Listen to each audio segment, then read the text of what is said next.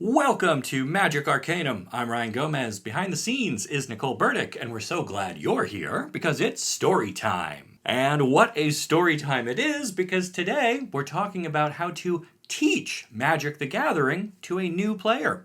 This is something I've done many, many times, and it's always exciting to help someone start the first chapter of their own Magic story. This video is sponsored by Wizards of the Coast, and they've got a great new starter kit for 2023 available on September 8th, which you can find at your favorite local game store or by using my link down below. Featuring 2 decks, tokens, storage boxes, and even codes to play with the same cards on Magic Arena, the starter kit has everything you need to teach a friend or family member how to play the game. Almost. You'll probably want to grab a way to track life totals and some of your own dice, because these decks do make use of +1/+1 counters, so we want to be ready for that.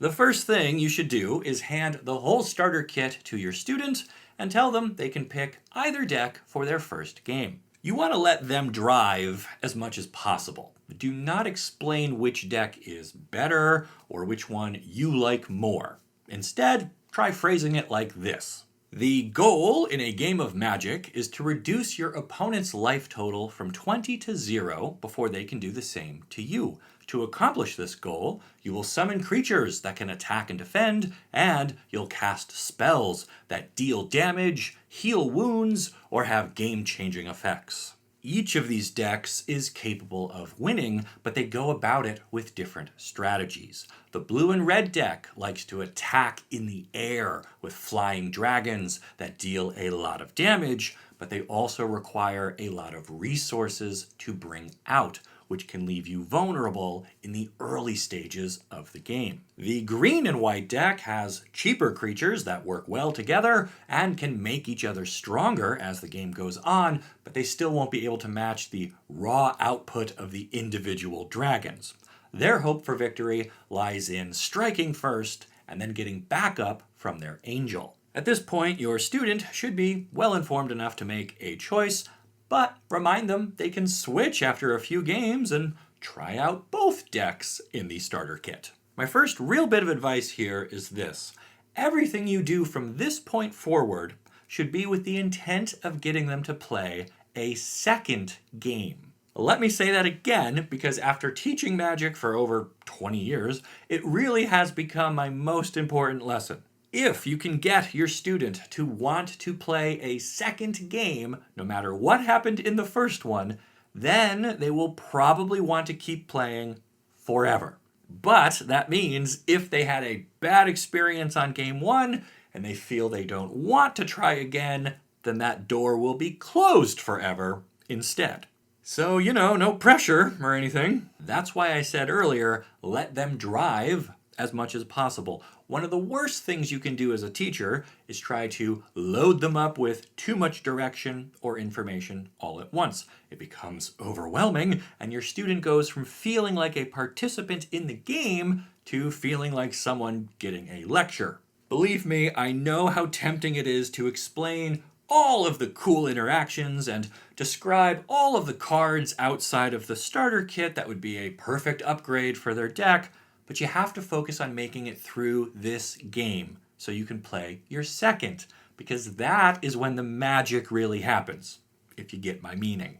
After they pick their deck, we're ready for step 2, which is a very simple explanation of the types of cards they will see during the game. For this part, I usually ask my student to put the deck on the table face up and let them sort it out into piles based on card type, which we go over as each one is revealed. My tip here is to let them handle it. Avoid touching their cards if possible, because the more they touch them, the more interested they will be. This is also true during the game. Let them tap stuff. Let them arrange their lands and creatures. Keep your hands to yourself. While they're sorting out their deck, you might try explaining cards like this. Your first card is a Plains, one of the 5 basic lands in Magic. These are resources which give you magical energy called mana. that you use to pay for your other cards. Most decks are about 1/3 land, so watch how this pile grows compared to the others as we continue to sort. Your next card is a creature. You can tell because it has 2 numbers in the lower corner. The first tells you how powerful it is and how much damage it deals. And the second is how tough it is and how much damage it can take in a turn before dying. Obviously, bigger numbers are usually better, but they usually require more resources to play. So, most decks include a mix of different sized creatures at different costs. As we add more creatures to this pile, note the range of numbers that show up for power and toughness. And then you can just continue on like that, making piles for each card type while giving just a short explanation of how a card fits into the overall deck. I like to do it this way so my student can see right from the start how many lands are in the deck, and so they're not surprised or frustrated when they draw a bunch in their opening hand. They'll also know that they need those resources to play their other types of cards, and they'll be on the lookout for that huge dinosaur they saw earlier. I suggest doing the same thing with the second deck, so your student knows roughly what to expect from their first match. They don't have to memorize every card, but having a sense of what they might encounter will help them to pace their removal spells, for example. It feels really bad to play one of your 3 lightning strikes on a Samite Herbalist and then see your opponent play a Siege Veteran you didn't even know was in their deck. Now, to be clear, obviously when you're playing for keeps, baiting out removal is a huge part of the game, and players don't know every card in each other's decks. But this is a tutorial. The goal is not to teach your student hard lessons yet, or make them feel like you're just running rings around them. So, go easy. I even suggest playing open-handed and explaining the steps as you go through them and the choices you're making. But here's where we get to tip 3, which is avoid using if statements. Magic is a massive game with tens of thousands of unique cards and an uncountable number of possible interactions. And while that's what makes it fun, that's also what makes your students' eyes glaze over when you get too far into hypotheticals. I once got to watch somebody teach a pair of new players at a game store. The first player cast Act of Treason and stole a creature from their opponent. The coach then fired off a long string of if statements like, "Hey, that's great. Now, if you had a sack outlet, you could sack their creature before you had to give it back. And if it was village rights, then you could even draw more cards if they didn't counter it." And those are all valid things that could happen if, but none of that helped the new player in that moment. And it's not like they would be eager to start a second game to see if any of it would happen, because right now, they still don't understand what any of it means, so they wouldn't recognize it if they saw it. Related to this, try and keep your decision tree trimmed. What do I mean by that?